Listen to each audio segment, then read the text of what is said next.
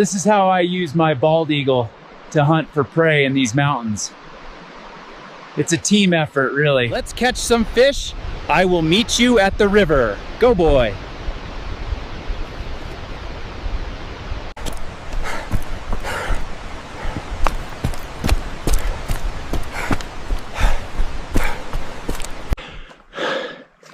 Found this kayak. Gonna use it to get to the fish. Hey y'all, BigFoot here, your guide to wild waters. Quick tip, always lean into the turn, keeps you upright.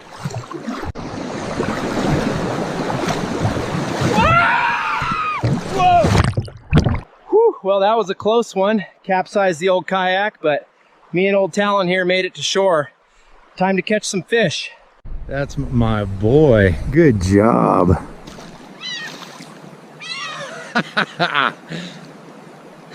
My eagle buddy did a great job catching these trout. Time to cook.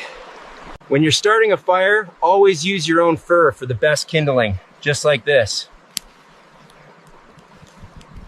The key to a good river trout is a slow roast, keeps it real juicy, and make sure you got a friend to share it with.